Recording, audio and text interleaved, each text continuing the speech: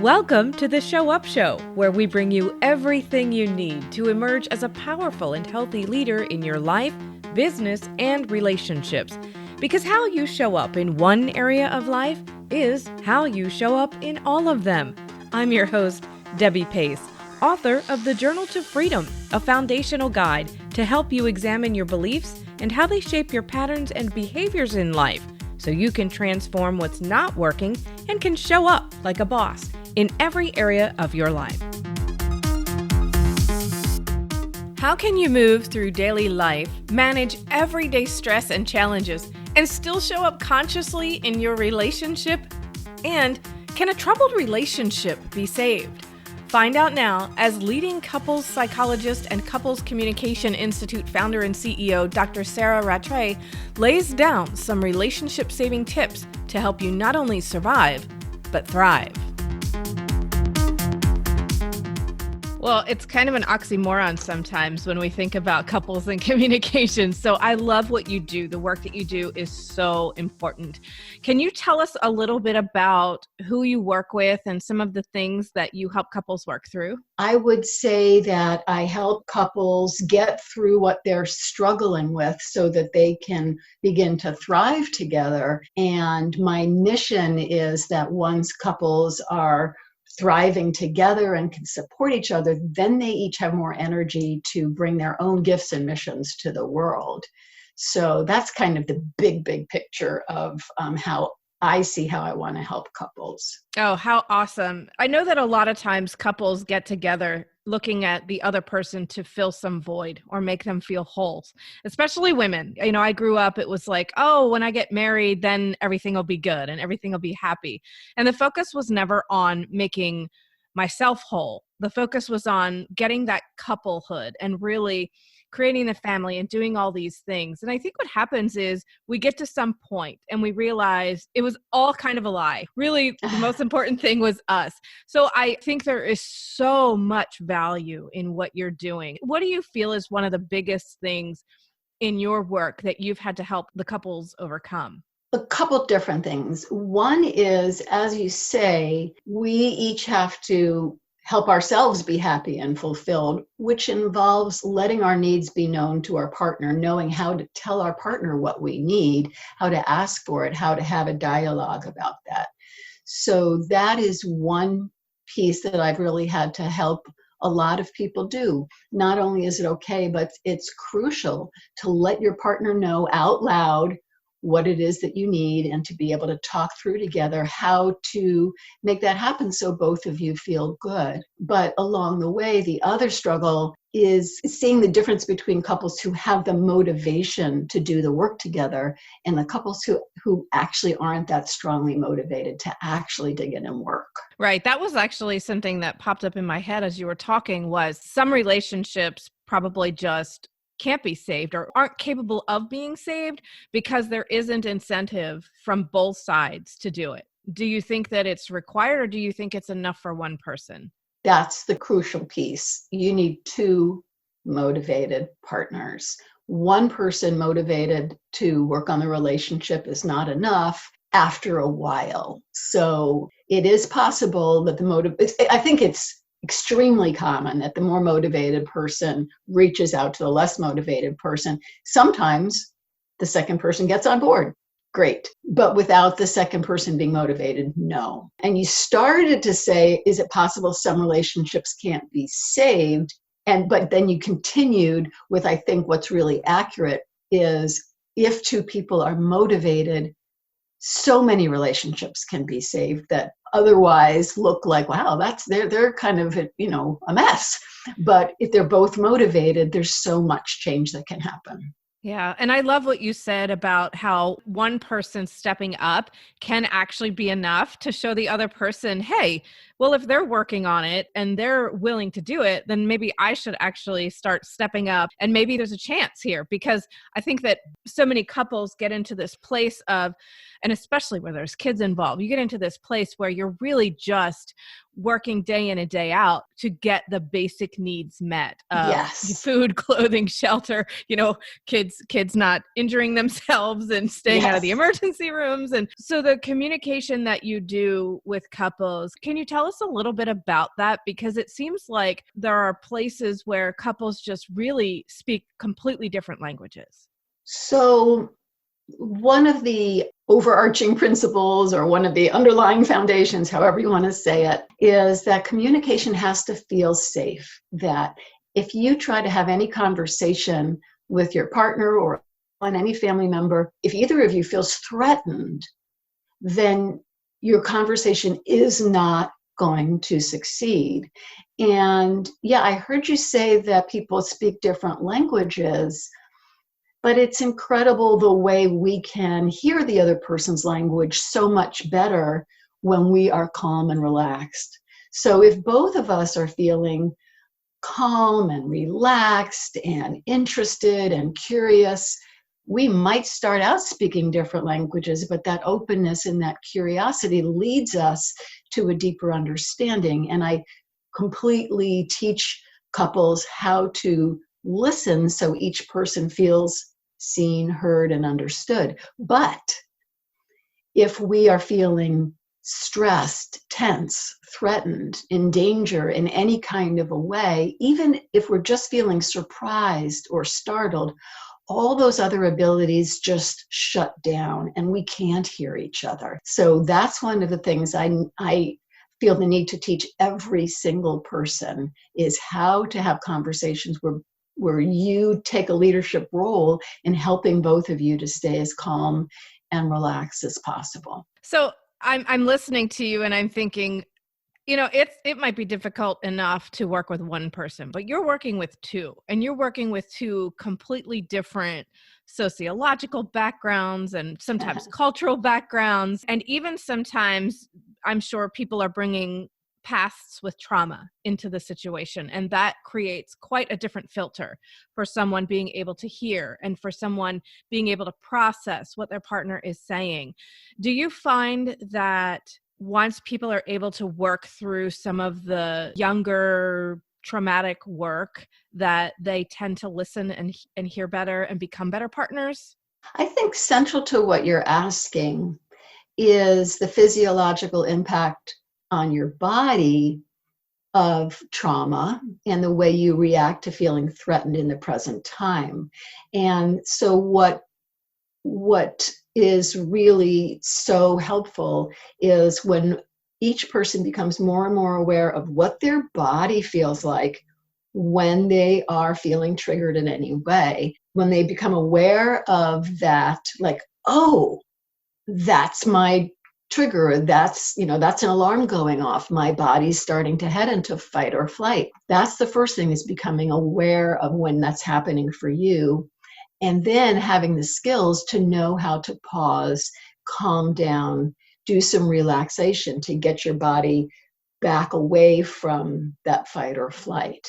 So you do have to have those skills so that you can become aware of when you're triggered and calm yourself down. I love everything that you're saying. And I ask the question and you're like, what you really want to ask me is this. So, like, you know me.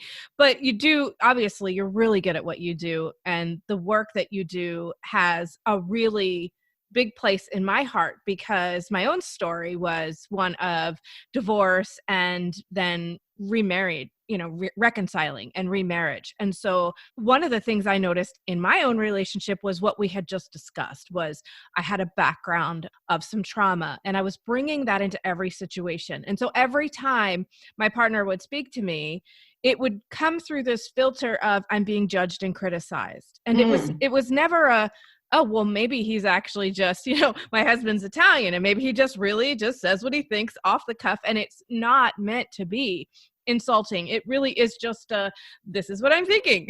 He's really just very kind of vanilla in the things that he says. And there's not emotion behind it. It's not like, oh, this wasn't done. It was more like, oh, this wasn't done. Oh, okay. But yet for someone who has all that trauma and has that filter and everything instantly is fight or flight, we can't hear what they're really trying to say. So how could we possibly have good communication if we're not seeing things from anywhere in the middle of the road? It's either one side or the other. And so is it pretty accurate to say the work that you do is kind of bring them back to center as a couple? What I would say that I do is helping them learn how to listen to the other person, putting aside for the moment their own interpretations. So, if your husband said to you, I forgot what you just said, is that what you did? I forget how you phrased what he would say to you. To be aware that you're jumping to a conclusion and just putting all of your own thoughts to the side and just simply saying, like things like, tell me more. And then to repeat back, okay, so what I think I heard you say is, so let's say you thought you heard him say, you did a bad job. So I think I heard you say that you did a bad job. Did I get that right? That opens a door for him to say, no, I don't believe I said that at all. What I believe that I said was, I wonder why you put that over there or something. And then you would have to repeat that again. Okay, so what I'm hearing you say is you're wondering why I put it over there. Did I get that right? So slowing down, focusing on, are you hearing what the other person is saying? And then taking it a step farther and validating that you can see what they are saying through their own perspective, rather than interpreting it through your eyes. So, to use a different kind of example, if I hear that my partner, they say their favorite food is a food that I don't like, let's say they like lemons, for me to be able to say, I hear you say that you really like lemon. That makes sense to me because I know you buy lemons. I know you cook with lemons. I know you buy lemon flavored things. That makes sense to me. I leave out everything about, but I don't like lemons. But why do you like lemons? What's wrong with you? They're sour. How could you? No, none of that. Just tell me more. Or being more curious. How did you come to like lemons? Anything like that. That opens the door for each person to really be seen, heard, and understood.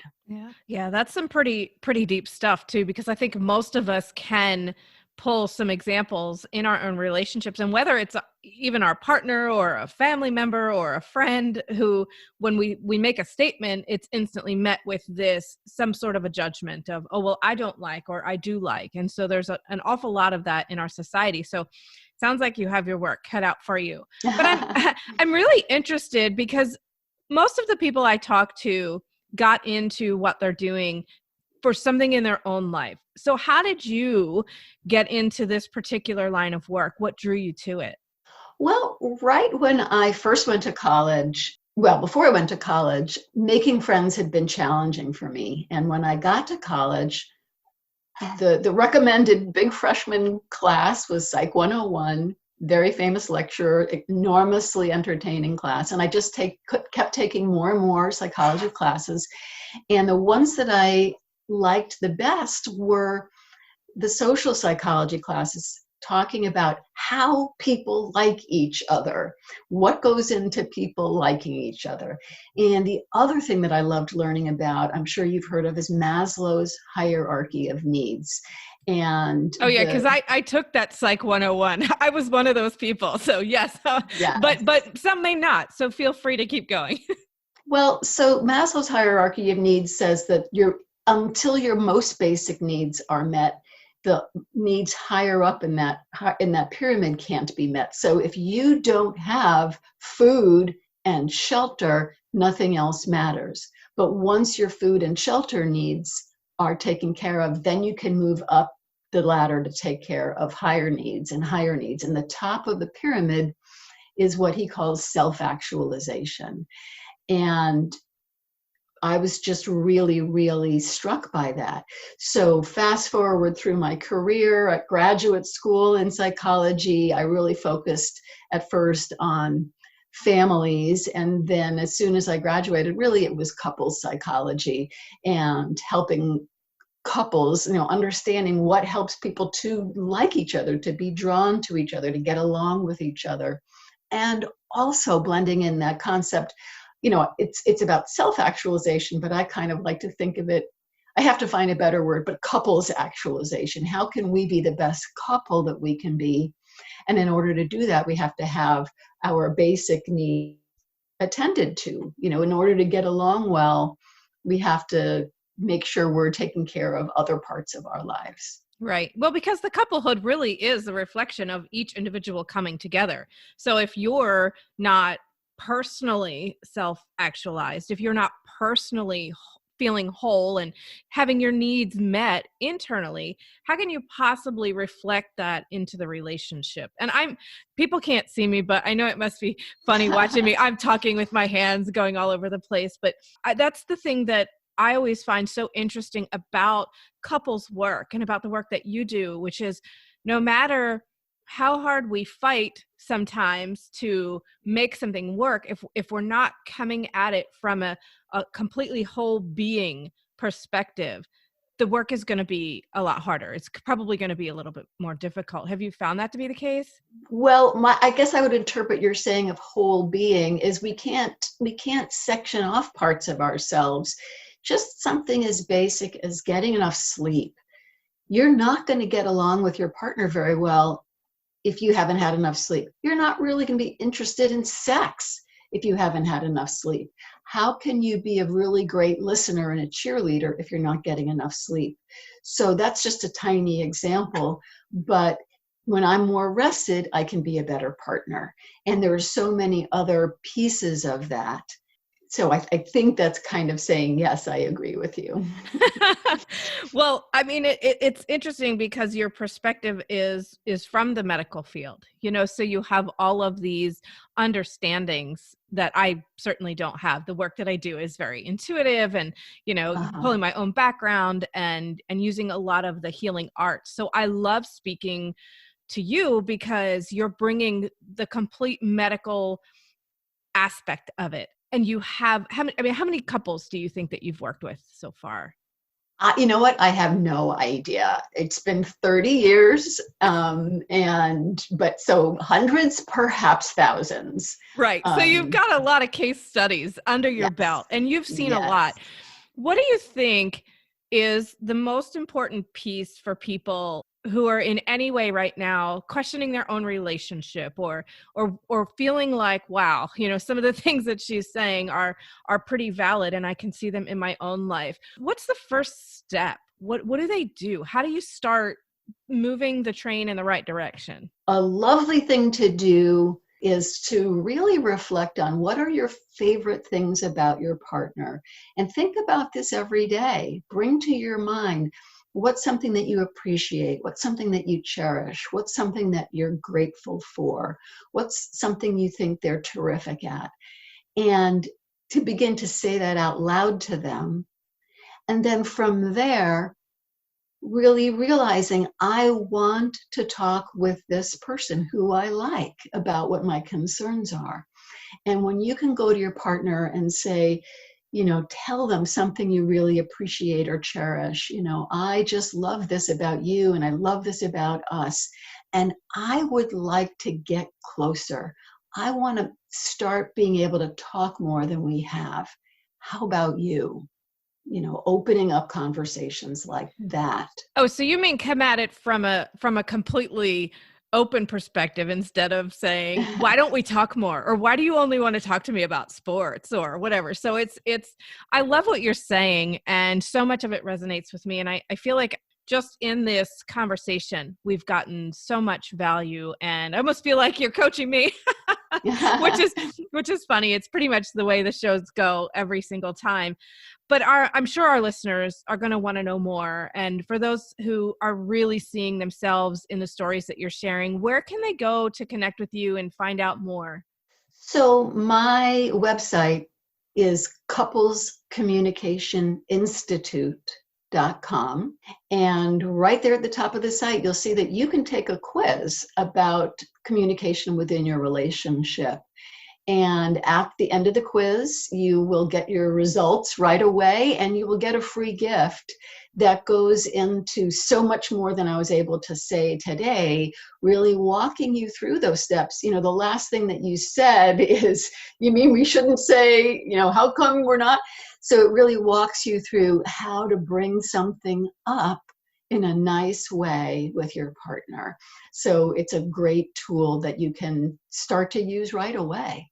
And I think every one of us can use a little bit more of tools in our toolbox. And whether it's even in your couple relationship or your relationship with your clients, with your audience, with whomever, I think we all can use extra tools in the toolbox as far as communication goes. So I just want to thank you so much for being on the Show Up Show today, so openly sharing with us what it is that you do and something in a space that is so needed.